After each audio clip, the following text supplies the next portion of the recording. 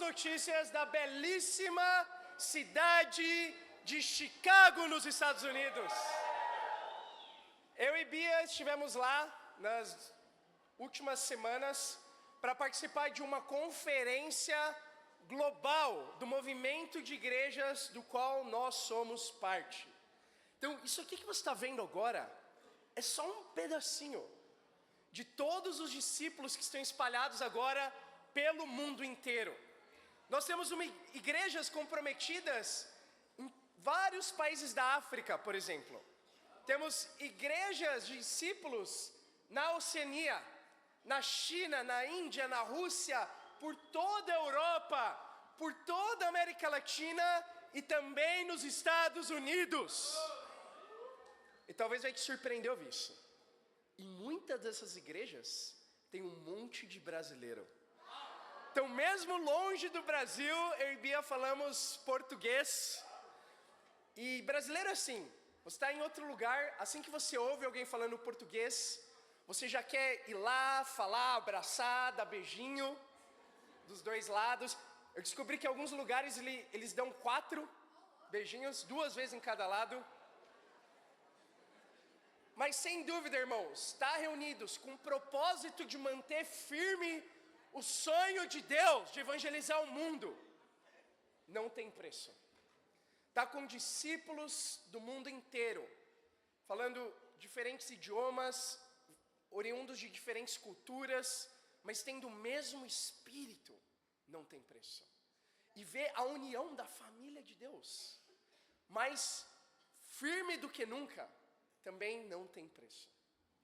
Foi um tempo incrível, nós voltamos com muitos aprendizados para trazer aqui para a igreja, nós voltamos muito inspirados e animados para compartilhar com vocês boas notícias do que Deus tem feito ao redor do mundo. Hoje eu vou fazer aqui para nós essa manhã a mesma pregação que o Raul Moreno, o líder de todas as igrejas ao redor do mundo, fez lá na conferência no último dia, no domingo. O tema de hoje, pensando que esse é o ano das bênçãos, é abençoados pelo Espírito. Sem dúvida, a fonte das nossas bênçãos é o Espírito Santo de Deus. Se nós estamos aqui hoje, é pelo Espírito Santo de Deus. Só que pouco se entende hoje em dia, ainda mais pensando no mundo religioso, o que significa ser verdadeiramente abençoado pelo Espírito. Algumas pessoas vão achar que significa sentir um arrepio hoje no culto. O Espírito me abençoou. Alguns vão achar que talvez é conseguir uma namorada, um namorado, hoje, essa manhã.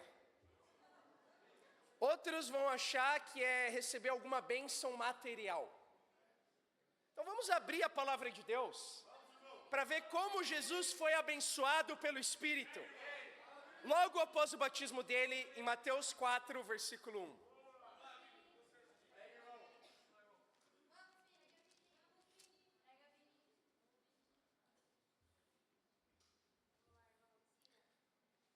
Se a produção puder trazer um copo de água sem gelo,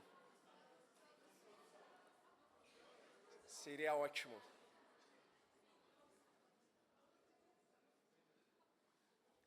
Mateus 4:1 fala: então Jesus foi levado pelo Espírito ao deserto para ser tentado pelo diabo. Depois de jejuar 40 dias e 40 noites, teve fome. Essa foi a primeira bênção que Jesus recebeu do Espírito, assim que ele começou o ministério dele na terra. Logo depois de ser batizado, logo depois de ser batizado, o Espírito Santo levou Jesus ao deserto, onde ele foi tentado pelo diabo por 40 dias. Talvez você nunca iria imaginar que essa seria uma bênção do Espírito. Mas é o que foi para Jesus. Ele ficou 40 dias e 40 noites sem comer nem beber, sendo tentado pelo diabo. Então, o que foi a bênção do Espírito? 40 dias de provas na vida de Jesus. o que significa ser abençoado pelo Espírito? Ser provado. Porque em toda a Bíblia nós vemos isso acontecer. Deus abençoa com provas na sua vida. O ano das bênçãos não poderia ser outro, senão um ano das provas. E com certeza, nós temos sido muito provados ao longo desse ano, de diferentes maneiras. Então, é bom a gente poder observar isso, para que as provas não sejam mais uma surpresa. Ainda tem alguns meses, irmãos, para o ano terminar. Só que com a perspectiva bíblica das bênçãos, sendo provas nas nossas vidas, nós vamos sair daqui hoje ainda mais animados pelas provas que estão por vir ainda. Primeiro ponto de hoje: provados para que outros sejam salvos. Se o Espírito Santo envia provas nas nossas vidas, que são bênçãos, nós somos provados para que outros sejam salvos. Em João 9,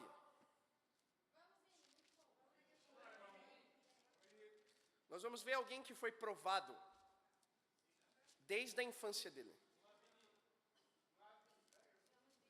Versículo 1 fala: ao passar, Jesus viu um cego de nascença.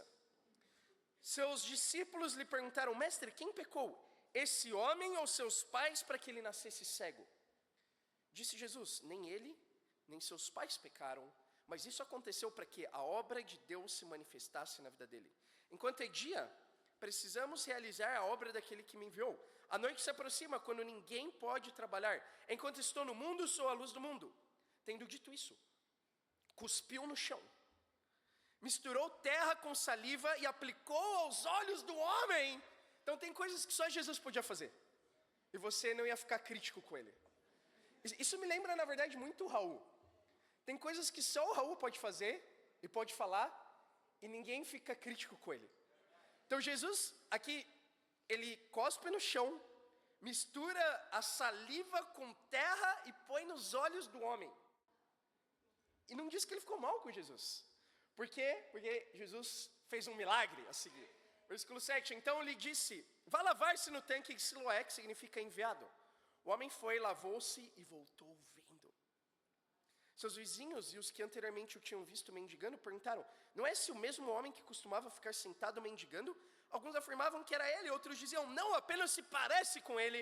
Mas ele próprio insistia: sou eu mesmo.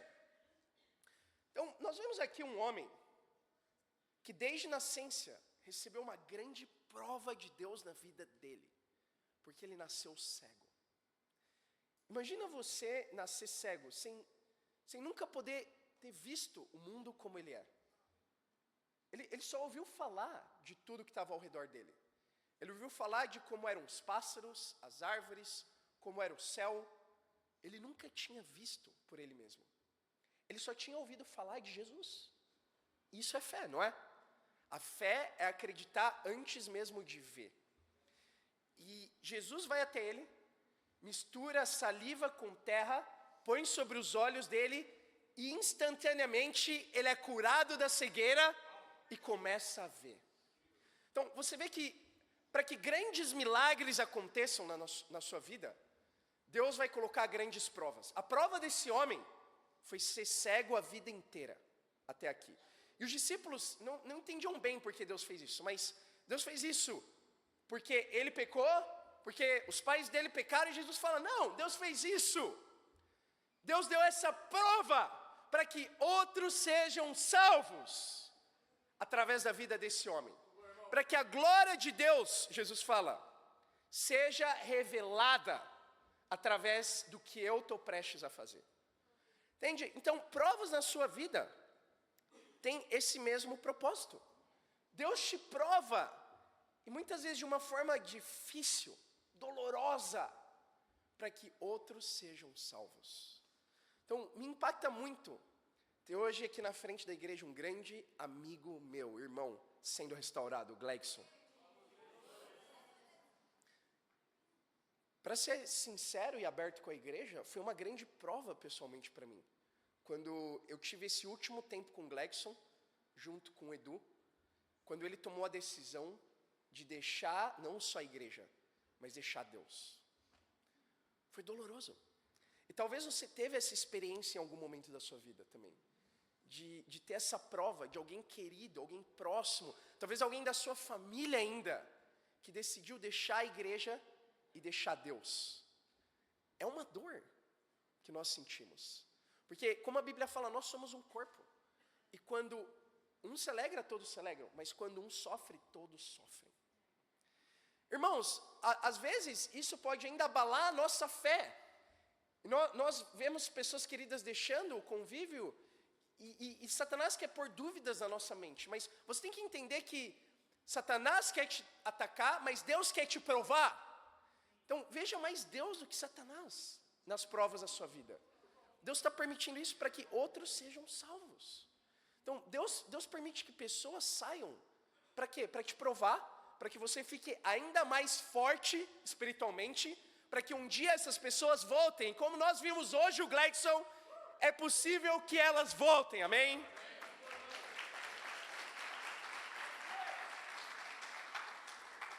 Então Deus cega pessoas para que outras possam ver. Então foi uma prova para mim, foi uma prova para pessoas que eram próximas do Gleidson.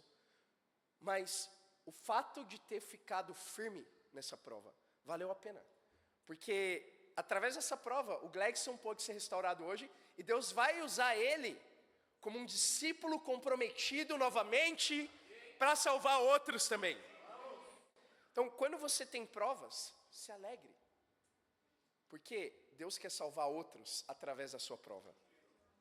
Em Jó capítulo 1, nós vamos ver o segundo ponto, a segunda razão pela qual Deus nos prova, o Espírito nos prova.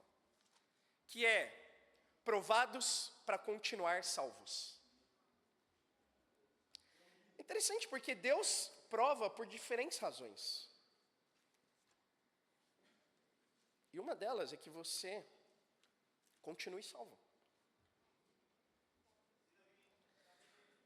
No versículo 8, a Bíblia fala: disse então o Senhor a Satanás: reparou em meu servo Jó? Não há ninguém na terra como ele, irrepreensível, íntegro, homem que teme a Deus e evita o mal. Será que Jó não tem razões para temer a Deus? Respondeu Satanás: acaso não puseste uma cerca em volta dele, da família dele e de tudo que ele possui? Tu mesmo tens abençoado tudo o que ele faz, de modo que os seus rebanhos estão espalhados por toda a terra. Mas estende a tua mão e fere tudo o que ele tem, e com certeza ele te amaldiçoará na tua face. O Senhor disse a Satanás: pois bem, tudo que ele possui está nas suas mãos, apenas não toque nele. Então Satanás saiu da presença do Senhor. Em alguns momentos na Bíblia, nós temos uma janela dos céus. Nós podemos olhar por esse buraco da fechadura do que acontecia nos céus, no momento em que aquilo é escrito. E aqui nós temos uma conferência nos céus, olha isso, de Deus com seus anjos, e Satanás entra. E ele entra porque ele quer, na verdade, acabar com a justiça de Jó. Jó, no começo do capítulo, é descrito como o homem mais rico e o mais justo daquele tempo. Então, olha só, é possível ser rico e ser justo, mas é uma prova incrível você conseguir passar e ter as duas coisas. A maioria das pessoas não conseguem, mas Jó conseguiu. Ele era o homem mais justo na terra, e ainda assim ele foi provado. Ele foi provado por Deus, para que ele fosse ainda mais justo. Essa é a premissa do livro. Mas Satanás entendia algo muito bem aqui. Ele fala para Deus: mas Jó, ele foi muito abençoado, por isso ele é justo. Agora, você pôs uma cerca em torno de Jó. Tudo que ele faz prospera, toda a família dele está bem, nada na vida dele é difícil agora. Mas se você provar ele vai te amaldiçoar na sua face. Então, Satanás conhece a natureza humana. E ele sabe o que a maioria das pessoas faz quando Deus tira uma bênção da sua vida. A maioria das pessoas simplesmente dão as costas para Deus. Porque o que acontece no mundo religioso é que é mais fácil buscar as bênçãos de Deus do que Deus. Então, enquanto Deus te abençoa, então vale a pena buscar Deus. Não é assim? Agora, Se eu já estou bem com as minhas bênçãos, eu tenho bênçãos suficientes, eu não preciso tanto mais de Deus. E o que acontece é que quando Deus prova, muitas pessoas dão as costas para Deus. Ou só aí que elas vão buscar Deus de novo. Entende? Então, a relação de buscar Deus é uma relação comercial. Então, a minha necessidade de Deus depende da minha necessidade de ser abençoado por Ele. Satanás entendia isso, mas Jó permaneceu firme por 2 capítulos. Depois ele amaldiçoa o dia do nascimento dele. E ele ainda fala mentiras sobre Deus. Só que no capítulo 42, depois de Jó ter balançado um pouco na fé dele, ele reconhece aqui. Jó 42, versículo 1. Então Jó respondeu ao Senhor: sei que podes fazer todas as coisas, nenhum dos teus planos pode ser frustrado. Tu perguntastes: quem é esse que obscurece o meu conselho sem conhecimento? Certo é que falei de coisas que não entendia, coisas tão maravilhosas que eu não podia saber. Tu disseste: agora escute e eu falarei. Vou fazer-lhe perguntas e você me responderá. Meus ouvidos já tinham ouvido a teu respeito, mas agora os meus olhos te viram. Por isso menosprezo a mim mesmo e me arrependo no pó e na cinza. Então, depois de alguns capítulos batendo cabeça, Jó finalmente reconhece que ele não entendia completamente Deus. Ele não entendia o que Deus estava fazendo na vida dele. Mas finalmente ele se humilha, e no final da vida dele ele termina sendo mais abençoado do que no começo. Jó, que já era o homem mais justo, terminou sendo ainda mais justo, porque quando provado, ele entendia que Deus queria manter ele salvo. E o mesmo se aplica a nós. Se você está sendo provado hoje fortemente em alguma área, pode ser na sua saúde, ou na área financeira, na área familiar, pode ser que Deus queira te treinar para ser ainda mais justo. É o que ele fez com Jesus. Fez com Jó, fez com Jesus, vai fazer com você. Em Hebreus 5, por exemplo, não precisa ir lá, a Bíblia diz que, embora fosse filho, ele, Jesus, aprendeu a obediência por meio daquilo que sofreu. Então, ainda que Jesus, que já era justo 100%, o máximo que alguém poderia ser, ele ainda assim cresceu com a aprovação. Deus provou o próprio filho dele. Ele aprendeu a obedecer por meio daquilo que ele sofreu. Então, cada vez que nós somos provados, no final, Deus nos dá uma escolha. Você vai passar pela prova e se tornar uma versão melhorada de você, ou uma versão amargurada de você. Você vai passar pela prova e ser mais como Jesus, ou ser mais como Satanás. Sem dúvida, o que Deus espera de nós é que a cada prova nós sejamos mais e mais e mais como Jesus. E que nós aprendamos a obedecer, ainda através do sofrimento nas nossas vidas. Um sofrimento pequeno ainda, que aconteceu com a gente na viagem, foi indo para a conferência, um dos nossos voos foi cancelado. E a gente foi bem destratado lá pela companhia aérea. Fizeram a gente esperar na verdade, a gente só soube que o voo foi cancelado pelo Google. Então, poxa, já chegou o horário do voo, não tem ninguém aqui. Deixa eu pôr no Google, cancelado. Ninguém para atender a gente. Horas na fila, esperando. E eles só conseguiram remarcar para 2 dias. Ou seja, a gente perdeu 2 dias da conferência. As nossas malas, ninguém falou onde estavam. Eu fui comprar um café, um chá para a Bia. Aí estavam as nossas malas lá no aeroporto, em algum lugar. Do nada. Então, inicialmente, sendo aberto, mesmo com algo pequeno, sabe? Eu tendi a ter uma raiva, uma amargura da companhia aérea. Mas no final, toda e qualquer amargura termina sendo contra Deus. E faz uma versão menos justa e piorada de você.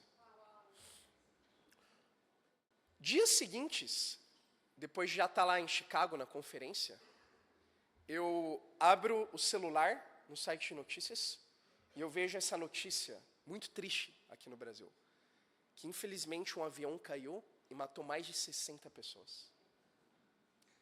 Então, tudo na vida é perspectiva. Às vezes, quando você ouve uma notícia como essa, isso muda completamente a sua perspectiva das coisas. E das provas, por menores que elas sejam. E eu me pus a pensar, talvez o mesmo poderia ter acontecido com o meu avião. Porque o clima lá estava bem ruim, por isso que foi cancelado.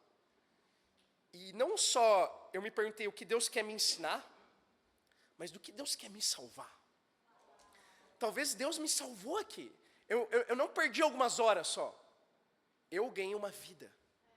Você vê como perspectiva muda tudo? Isso tem tudo a ver com o nosso terceiro e último ponto de hoje. Provados para salvar o mundo de um problema maior. Então, existe um princípio lá em Gênesis 45, de que Deus nos prova para nos salvar de algo ainda maior. Deus te dá um problema para te salvar de um problema maior. Esse é o princípio. Às vezes você perde o avião, que é um problema, porque esse mesmo avião iria cair. Então, eu acho que nesse caso é bom perder o avião. Concorda? Mas como discípulo você pode falar, mas se caísse, como diria o Raul, ganância, eu vou para o céu. Não é verdade? É verdade. Você estaria bem. Só que, por que Deus quer te manter vivo? Porque talvez que Deus quis me manter vivo. Para resolver um problema maior no mundo.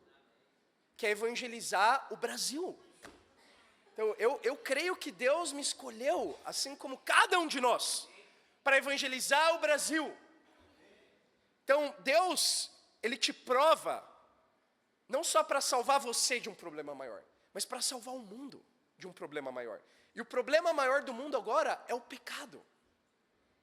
Em Gênesis 45, versículo 5 fala: agora não se aflijam nem recriminem por terem me vendido para cá, pois foi para salvar vidas que Deus me enviou adiante de vocês. Versículo 7, mas Deus me enviou à frente de vocês para lhes preservar o remanescente nessa terra e para salvar-lhes a vida com grande livramento. Quem disse isso foi José, o governador do Egito, que foi vendido anos atrás pelos próprios irmãos como escravo. Ele ficou preso por bastante tempo no Egito. Só que depois disso, ele foi tornado governador, o segundo em importância só depois do próprio faraó, que era o rei do Egito. E nessa ocasião, Deus envia uma fome para a terra, e muitas pessoas que poderiam morrer de fome foram salvas por José e a posição que ele ocupava, inclusive a própria família dele. Então, isso aqui é quando ele se reencontra com os irmãos, que tinham feito algo terrível contra ele, e ele fala, não fiquem tristes, eu entendo a soberania de Deus. Deus me enviou para cá, foi Deus que me enviou, não foram vocês. Então, você vê alguém que entende a soberania de Deus? Ele podia ter falado, foram vocês que me enviaram para cá injustamente. Mas ele entendeu, foi Deus que me enviou. E ele fez isso para salvar a vida de muitos. Então, ele entendia esse conceito que Deus te dá uma prova e te dá um problema para resolver um problema maior. Deus te dá uma prova para salvar o mundo de um problema maior. Nesse caso, era uma grande fome. Deus usou José para trazer um grande livramento para o mundo. Então, eu vejo no coração de José o coração dos líderes do nosso movimento, Raul e Linda. Então, Deus deu uma prova aí para o Raul, imagina. Agora ele não só tem os meus problemas para resolver, não só os problemas do Brasil, de todos vocês, mas os problemas do mundo inteiro. Ninguém tem mais problemas que o Raul hoje. É uma grande prova. Mas se tem algo que o Raul vê, além da prova, é a soberania de Deus. Ele entende que Deus deu essa prova para ele, é uma grande prova. Mas para salvar o mundo de um problema maior, que novamente é o pecado. O mundo infelizmente está perdido e longe de Deus. E essa prova serve para ele poder ser parte da solução de salvar o mundo. A última escritura que o Raul compartilhou está em 2 Coríntios 2, 12.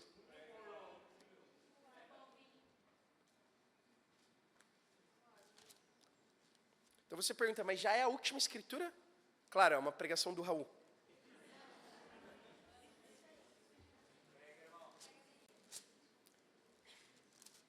Talvez, na verdade, foi metade do tempo. Eu consegui tornar 2 vezes mais longa. 2 Coríntios 2, 12 fala: Quando cheguei a Troade para pregar o evangelho de Cristo, vi que o Senhor me havia aberto uma porta. Ainda assim não tive sossego em meu espírito, porque não encontrei ali meu irmão Tito. Por isso, despedi-me deles e fui para a Macedônia. É interessante porque, se você parar para pensar hoje, o Raul tem mais responsabilidade do que Paulo tinha naquele tempo. Paulo era encarregado de evangelizar os gentios. E hoje o Raul é responsável por evangelizar o mundo inteiro. Então, mas ainda assim Paulo tinha muita responsabilidade aqui. Ele tinha boa parte do mundo. E ele viu que Deus abriu uma porta para ele pregar o evangelho em Troade. Então talvez tinham muitas pessoas abertas lá. E Paulo fala, mas eu não fui, porque eu não encontrei meu irmão Tito.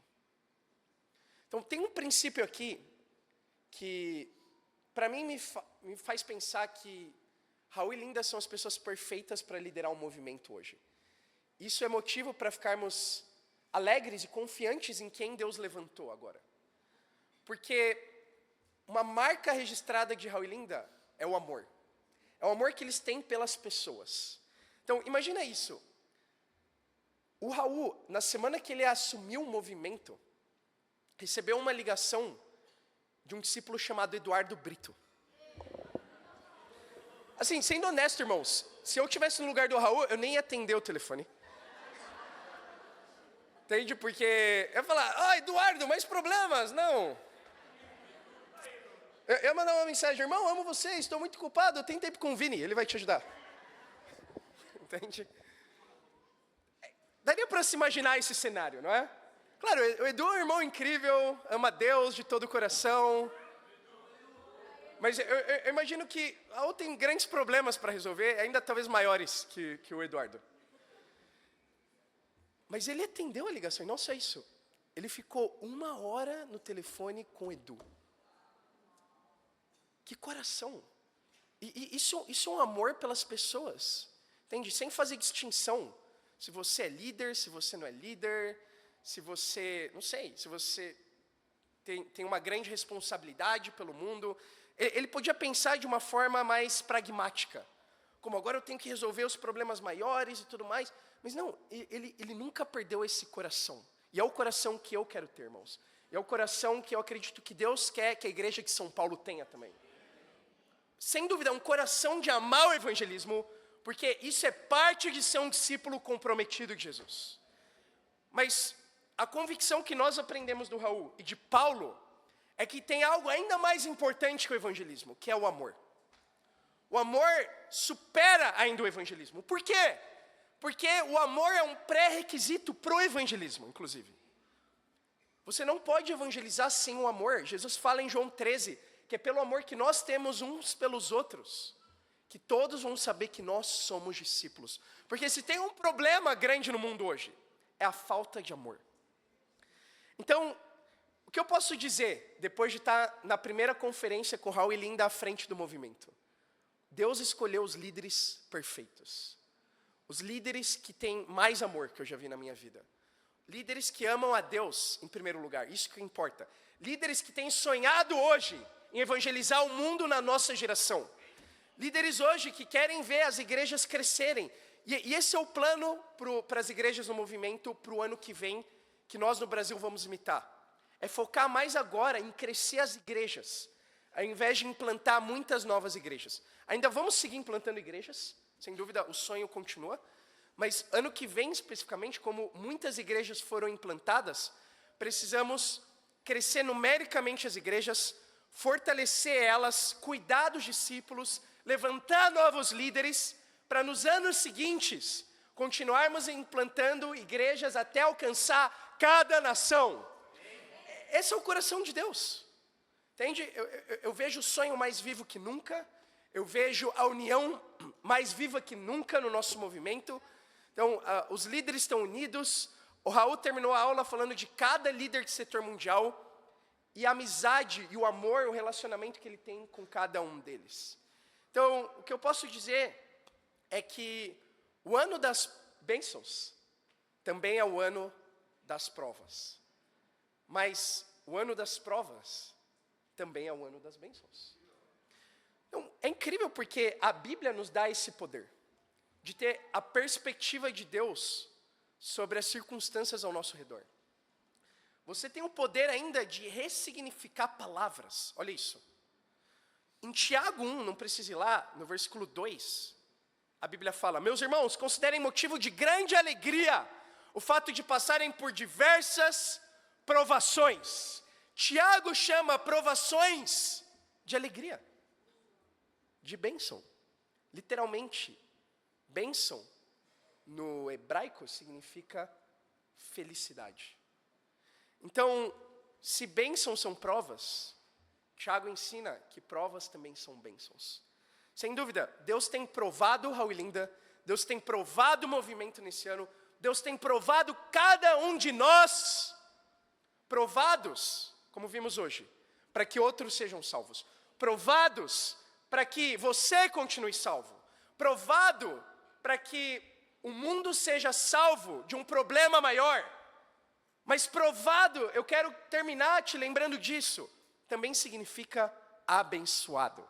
Então, sem dúvida, nós somos abençoados para que outros sejam salvos, abençoados para que nós continuemos salvos e abençoados para salvar o mundo de um problema maior.